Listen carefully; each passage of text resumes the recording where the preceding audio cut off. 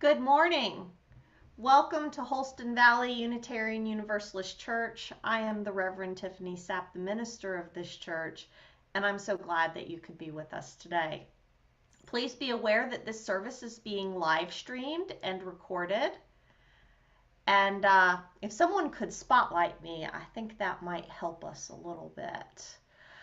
You can find subtitles at the menu option at the bottom of the screen, and this service will also be posted to our YouTube channel. Today, we return to our Zoom format for the sake of the fifth principle, the democratic process. We are deeply committed to making sure that the members of our community have a voice in the matters that concern them. At this time, not all of our members are able to be with us in person, and our church internet doesn't support real-time Zoom connections. So on this day, the day of our annual meeting, we return to Zoom so that all can have a voice and a vote. The annual meeting will be right here on this Zoom channel at noon after the conclusion of today's Earth Day service. Today for Earth Day, we look at the recipe for creating the perfect consumer, explore how consumerism is interconnected to environmental degradation and global warming, and explore some ideas of what we can do about it.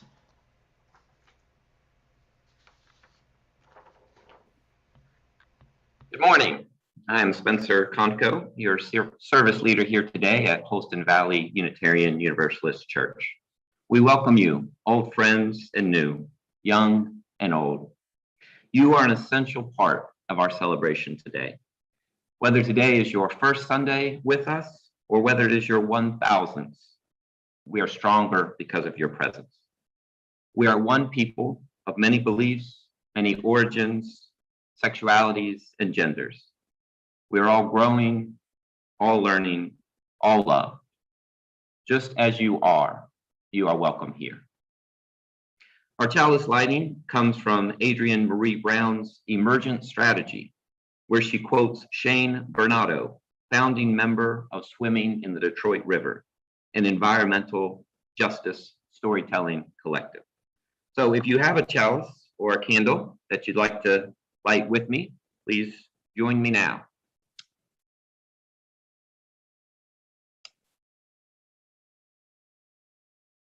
I found that our immediate environments are a mirror for the spiritual turmoil inside of us that we inherited from our forebears. By reclaiming our relationship with the earth, we can then start healing ourselves and our communities from the inside out and the ground up. Reclaiming our relationship with the earth and the interconnected nature of our healing process is what the seventh principle of Unitarian Universalism is all about. Our seventh principle being respect for the interdependent web of all existence of which we are all a part. Our story today is written by Unitarian Universalist minister Thomas Rhodes, and it explores this interdependent web by writing his own creation myth, a playful mystery play. Our story will conclude with our musical offering, which was created by our virtual choir for Earth Day last year. Today's story is told in two voices, and I'm so happy to have Sarah White joining and helping out here. Once upon a time, a long time ago, a very, very long time ago, like before your parents were even born, there was a mystery. She was a great mystery, and nobody understood or appreciated her. Mainly because there was no one around to appreciate or understand much of anything. For a long, long time, nothing happened. The great mystery waited and waited and waited some more until at last she said, "I'm bored."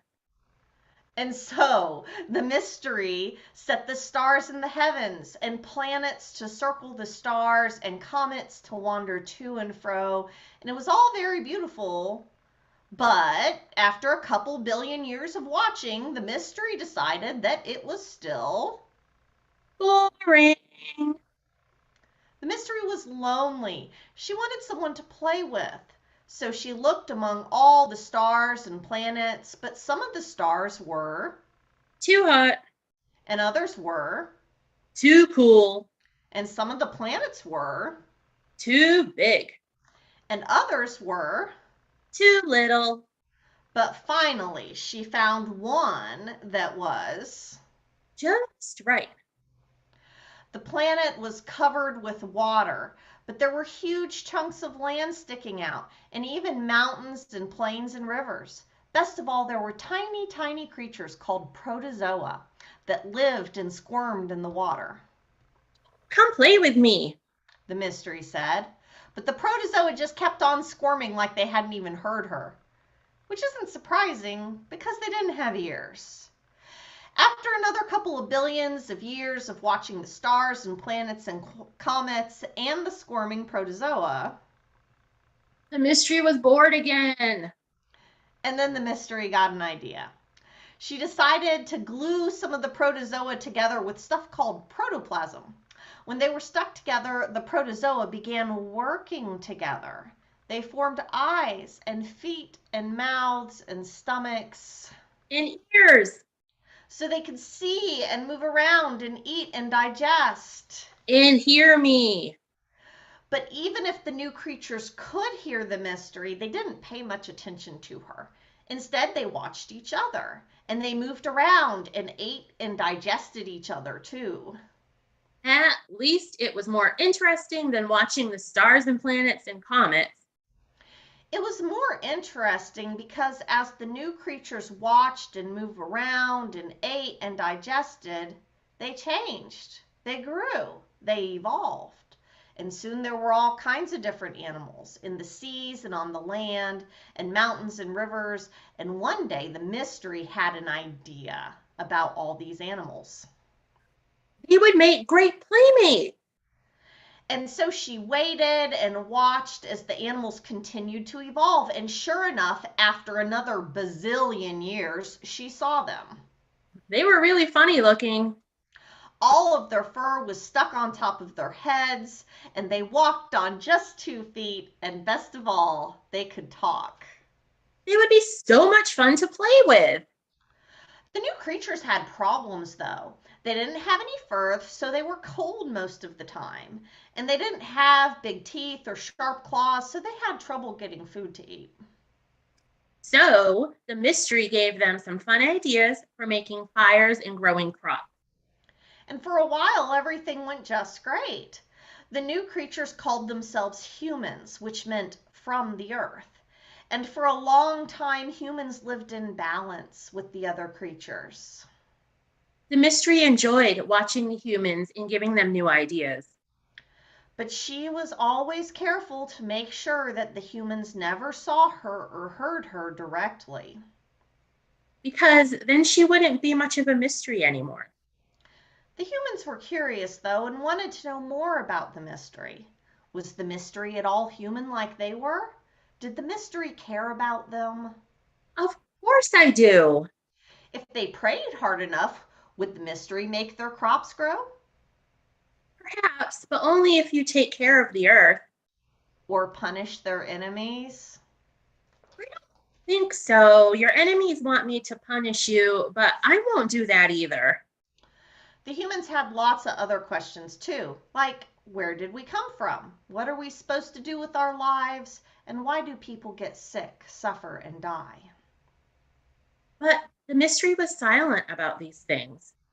She knew that if she spoke to them, the humans would think she was a god like they wrote about in their ancient books. But the mystery was greater than any god, and far beyond anything humans could imagine. She didn't want to scare the humans. And besides, it was more interesting this way. More time passed and humans kept evolving. They gathered themselves together in cities and built roads to connect the cities. They planted huge fields of crops and built machines to harvest the crops. And they built other machines for traveling on the roads. And they took the cows and the sheep and the pigs and pinned them up to use them for food. And they argued a lot about what they were supposed to be doing with their lives. But the mystery kept quiet. hoping they would figure it out for themselves. The humans kept building more cities and roads, more fields and machines. Soon the world was filled with humans, and there was no room for the wild animals. The cows and sheep and pigs got more crowded in their pens. The humans were running out of room too. Some thought there was no room for mystery either. When the mystery realized that the humans thought they had figured out everything for themselves, they became very sad. Some of the humans claimed that the mystery was angry, and if everybody didn't do what they said, she would destroy them. Others said they didn't need the mystery anymore. They could do fine on their own. It seemed that the humans were too busy building and arguing to play anymore. The mystery wanted to say something, but she knew her voice would terrify the humans. She also believed that they would argue about the meaning of her words. They couldn't agree on what thou shalt not kill or love your enemies meant. And besides, she knew that simply making the humans do what she wanted would take the fun out of playing. But there was another way. The mystery knew that the humans wouldn't listen to her, no matter how loudly or clearly she spoke. Maybe instead of telling the humans what to do in a loud voice like thunder, she could use a softer voice like a whisper. Maybe instead of speaking to their ears, she should speak to their hearts. Maybe instead of using words, she should use feelings. And that is exactly what she did. If you listen very closely, you will hear what the mystery is saying to you. Don't listen with your ears. Listen with your heart. Think about what you feel when you consider this beautiful planet, our home. Do you feel joy? Do you feel a sense of wonder? Do you feel thankful? Do you feel love? Each of these feelings is part of the mystery. Because each of us is part of the mystery. When we recognize and act on our feelings of joy, wonder, thanksgiving, and love, then the mystery will play with us and through us for a long, long time to come. may it be so. And the end.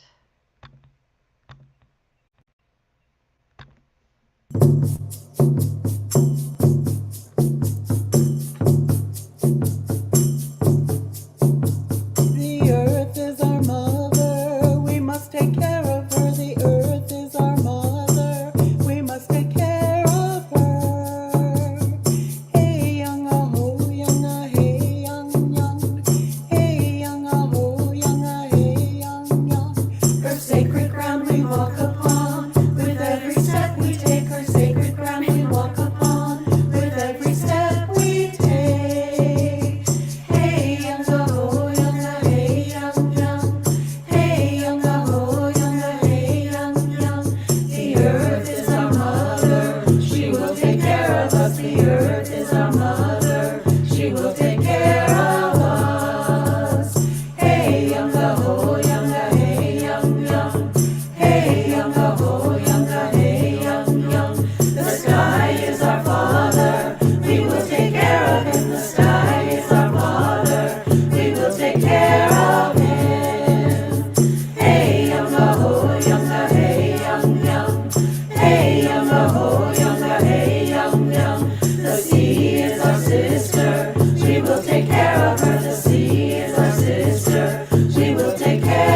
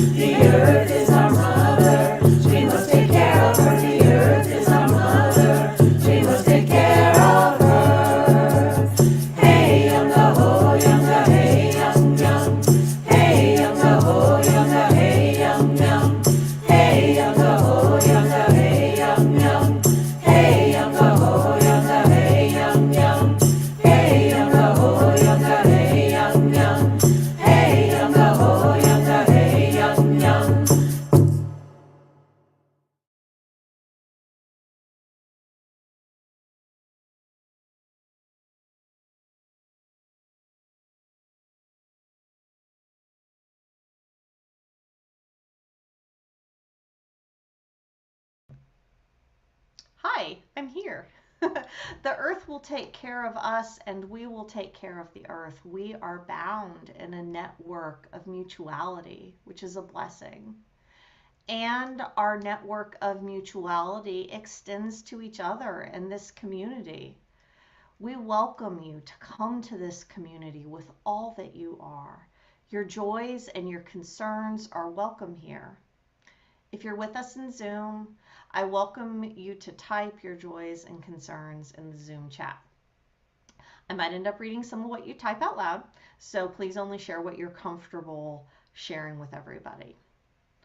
On this Earth Day, I want to offer Laura Horton Ludwig's Earth Day prayer. Spirit of life, Spirit of earth, Spirit of all that breathes and all that is, we love you. We love this planet and its people and its beings. We love this interdependent web of which we are all a part. We love it all and we want it all to be well and blessed and healthy. But we are human, and as a people, our hearts are still small. So often our love and our sincere desire for the well-being of all is not yet enough to restrain our collective desire for more and more for ourselves. More money, more power, more things.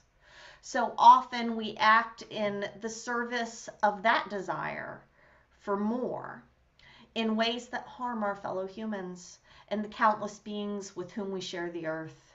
And so often, even when we would do otherwise, we feel powerless.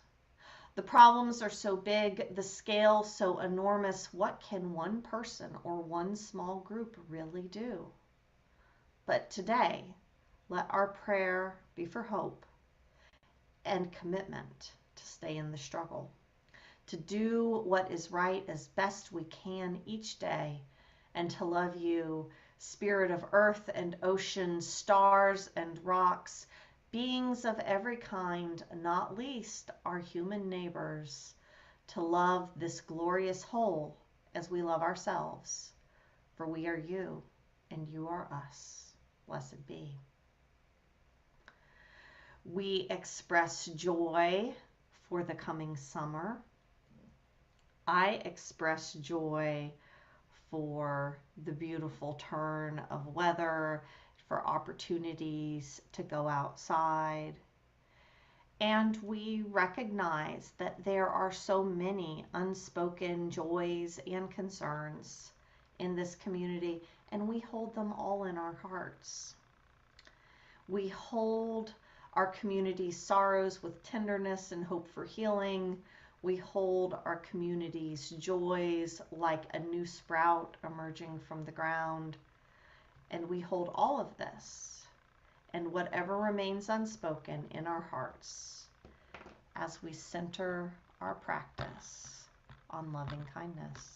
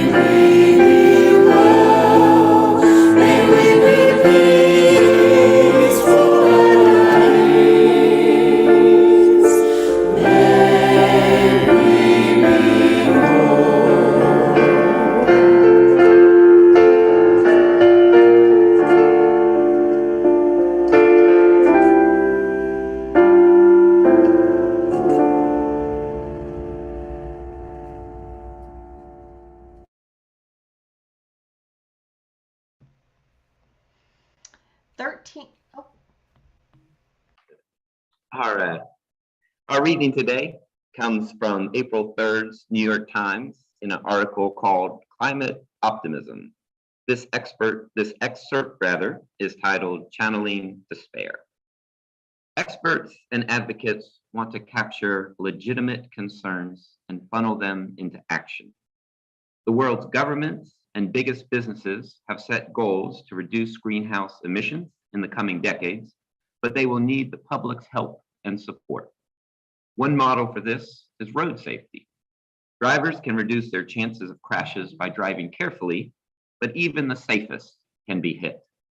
The US reduced car crash deaths over several decades by passing sweeping laws and rules that required seatbelts and airbags and collapsible steering wheels, punished drunken driving, built safer roads, and more. A collective approach. The same type of path can work for climate change, experts said.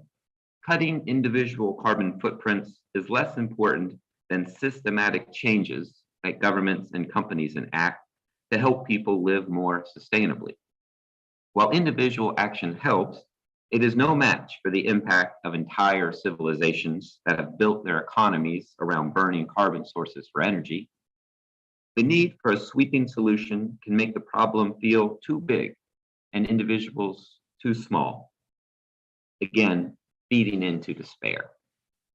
But experts said that individuals could still make a difference by playing into that collective approach. You can convince friends and families to take the issue seriously. You can change what politicians and policies they support. You can become involved in politics, including at the local level, where many climate change policies are carried out. You can actively post about global warming on social media, and you can donate money to climate causes. The bottom line, experts repeatedly told me, don't give up on the future.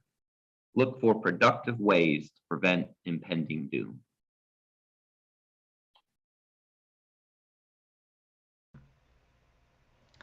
Thank you, Spencer.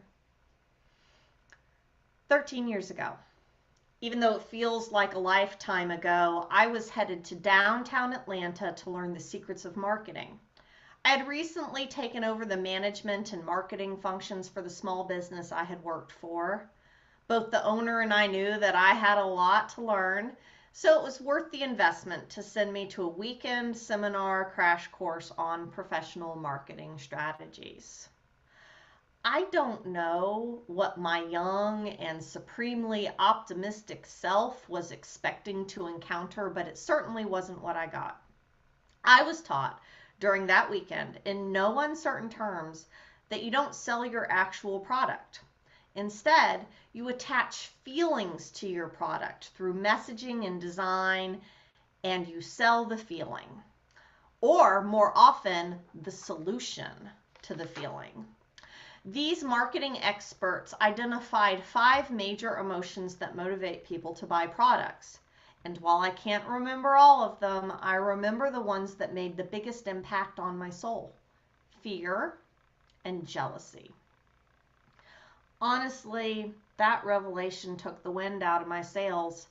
I was a different person 13 years ago, but I still wanted to make the world a better place.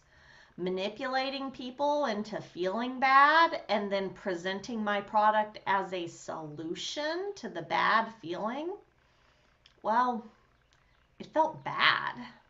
Not aligned with the person I wanted to be or the world I wanted to live in. And it reminded me of the environmental psychology class I took in college.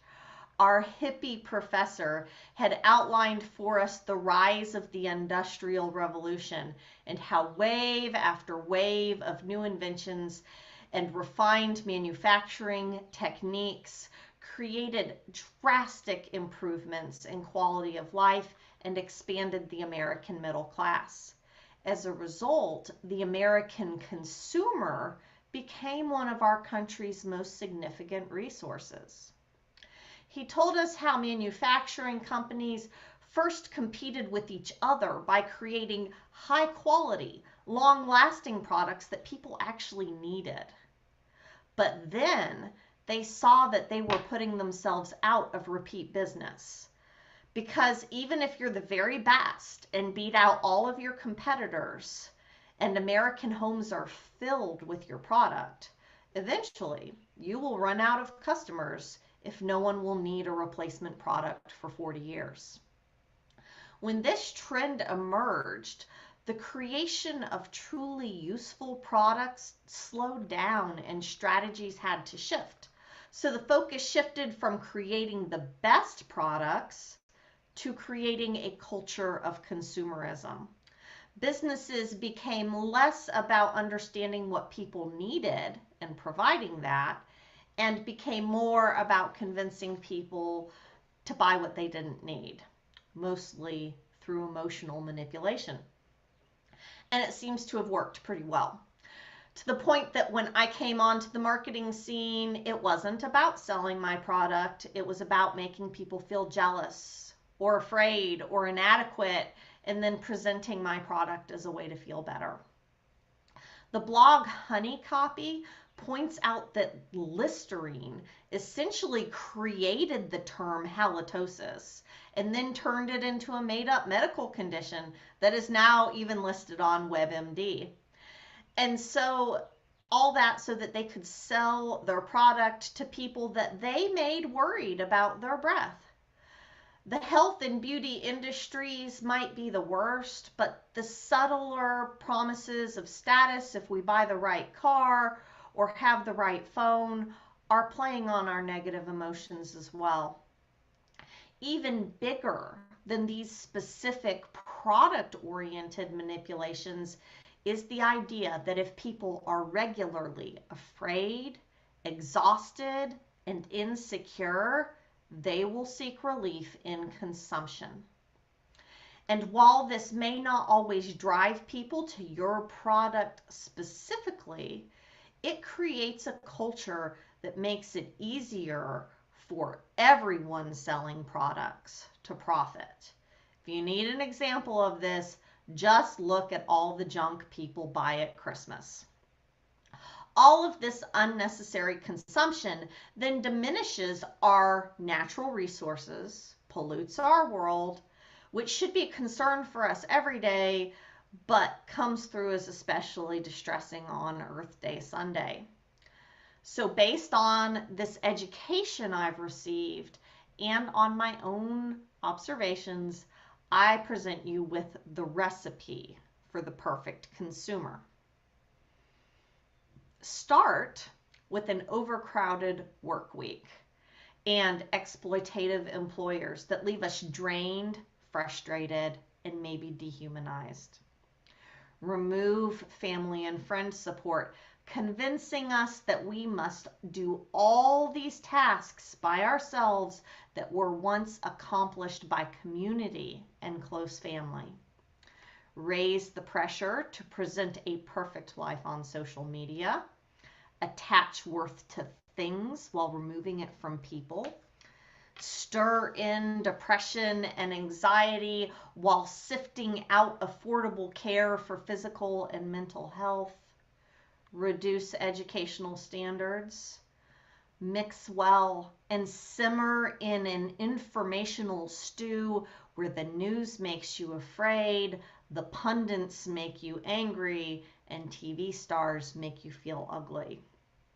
Sprinkle with promises of fulfillment through product consumption, and serve lukewarm at least 3 times a day. This is the soup we're simmering in.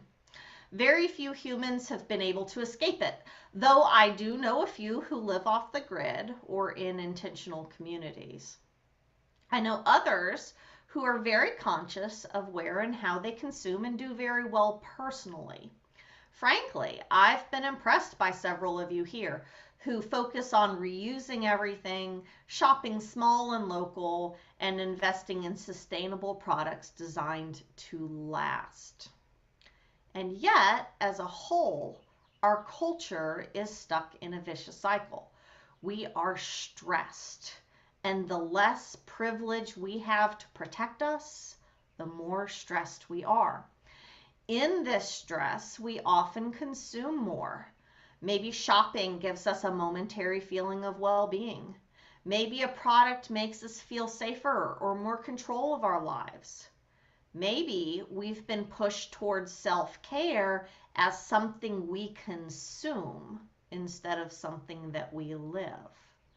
Or maybe we get drive-through for dinner just one more time because we don't have the energy to go through the grocery store and cook after a long, hard day at work. And I'm going to share some visuals here.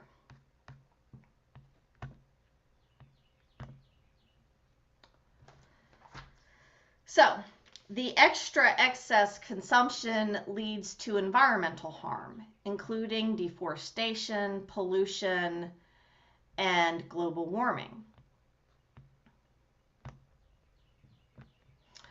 And then that environmental harm leads to more stress, more fear, more anger, as well as less drinkable water, less nutritious food, less free natural spaces to enjoy. Closing the circle so that the cycle can continue around and around and around, from stress to increased consumption to environmental harm, back to stress. I think I've outlined pretty well in our introduction how our psychology affects the environment through our choices, but it may be a little harder to really see how the environment impacts our psychology, which is why I was floored when the Social Justice Committee and I received some really amazing infographics from Dottie Blades. These come from the National Institute for Healthcare Management. We see here, and there's a lot of information here, but we see here that 55% of Americans are anxious about the impact of climate change on their mental health, and that natural disasters created by climate change are a source of trauma, anxiety, and depression.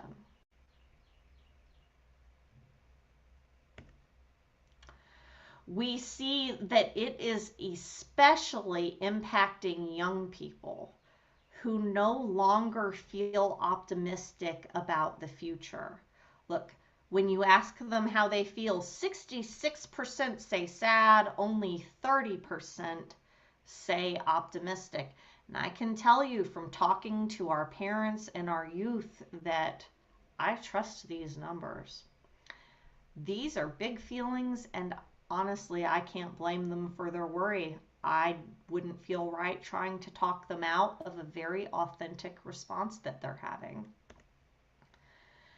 And we see that extreme weather events, which have been increasing in intensity and frequency as global warming has risen, these extreme weather events are especially impactful.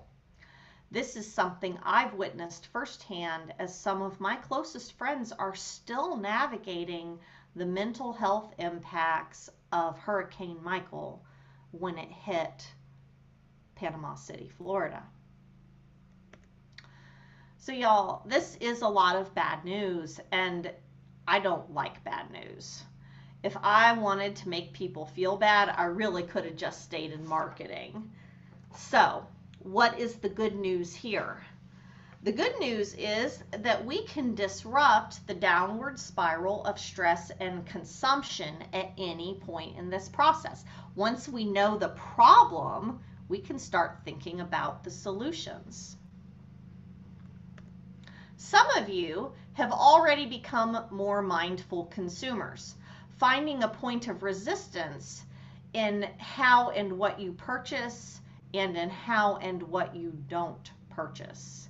It's a privilege and a responsibility to do this when you have the time, energy, and emotional spaciousness to disrupt the cycle here. And some of you excel in it in a way that frankly impresses me. We can also disrupt the cycle collectively through the kind of policy and regulation work outlined in the New York Times piece that Spencer read for us. Campaigning for, as they said, the systemic changes that governments and companies enact to help people live more sustainably. This recognizes that it's a collective problem, and it helps disrupt the cycle by not putting it all on individual choices. Another way that I think we are less aware of is how we can disrupt consumer culture by removing the sources of stress, cruelty, and low self esteem that so many people endure, which then turns them into that perfect consumer. Essentially, we are spoiling that recipe when we help people be more mentally well in their lives.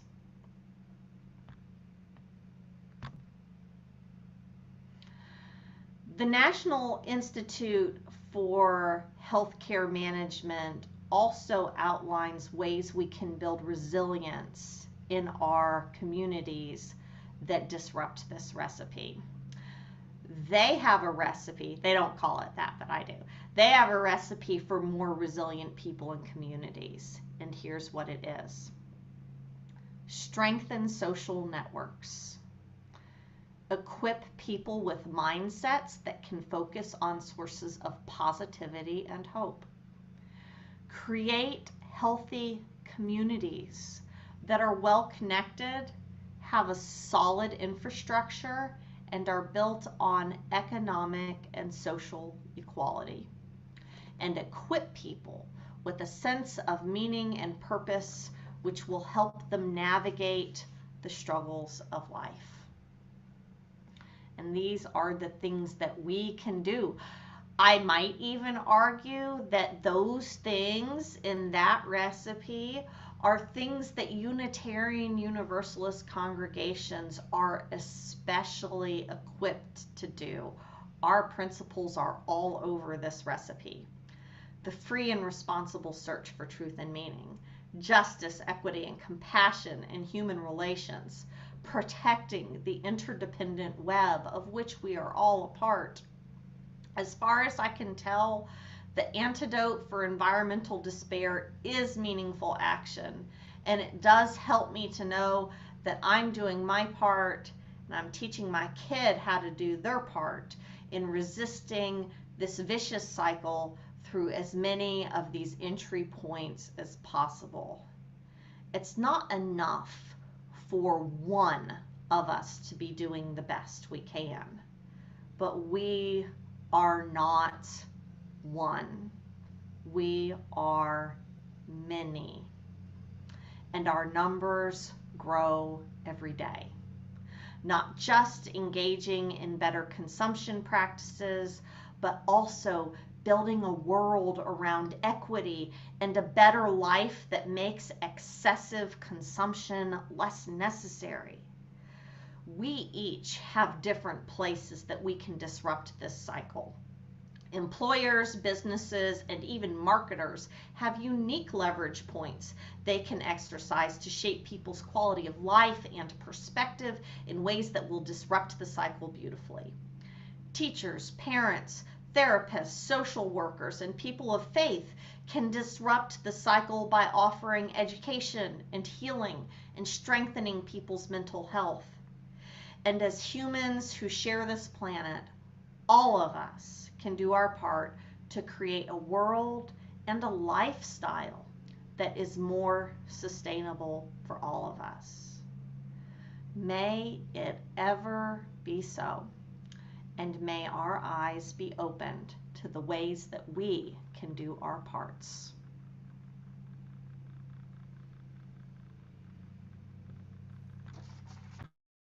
It is both an honor and a responsibility to be invited to do this work to keep this planet habitable for us and the many life forms that we share it with. Please join me in our chalice extinguishing as we carry this flame of commitment out into the world. Nature regenerates. It works in unison in its creation and destruction. Nature is a collective entity. It lives on no matter what, in oceans, forests, volcanoes, and shifting tectonic plates. In the size of tigers and the hum of birds' wings, nature heals itself. An incredible opportunity to make a national impact is to join the social justice team and our youth to take the bus to Washington, D.C. for the Poor People's Campaign. The Poor People's Campaign is a direct continuation of the work of the Reverend Dr. Martin Luther King Jr., as his focus shifted to the interconnectivity of economic oppression and racial injustice towards the end of his life. The bus leaves June 18th, and there are still 16 seats that we can fill. The deadline is fast approaching, so please, for more information, go to the website under events or reach out to Bob Warner. You can learn more about the many opportunities for fellowship, justice work, and working together by visiting our website, hbuuc.org, and checking out our news and events section.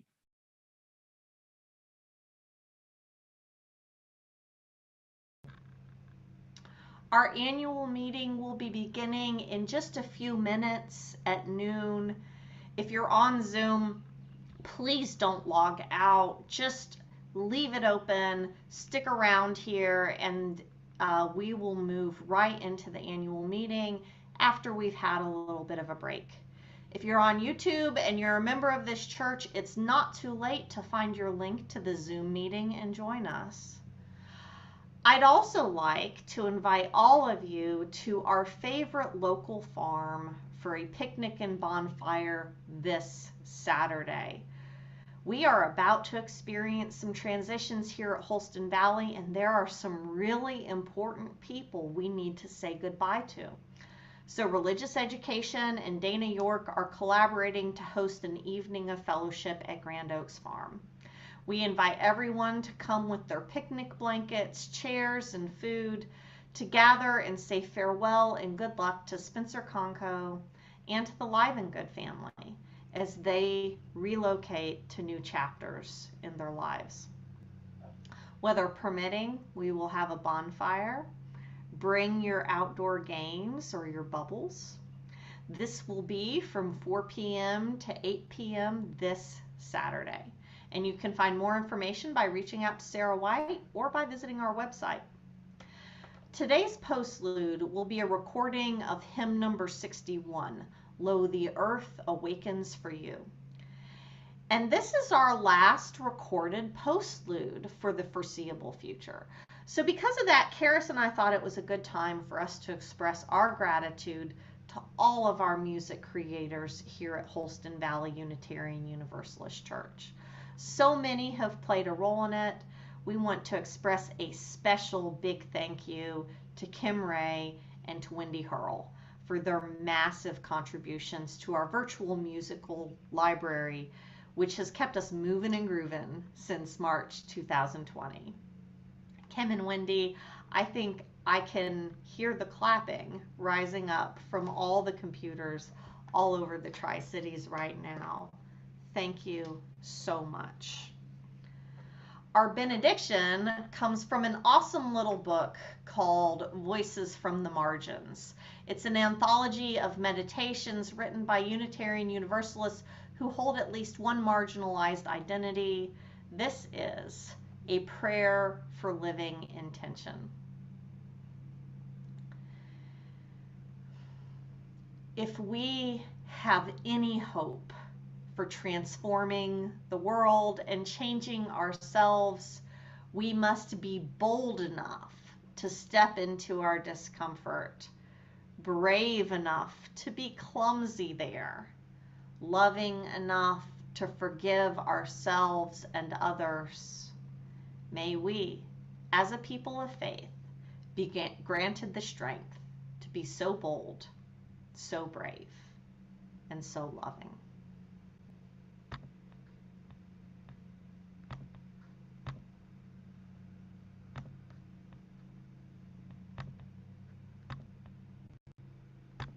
Our closing hymn is number 61, Lo, the Earth Awakes Again.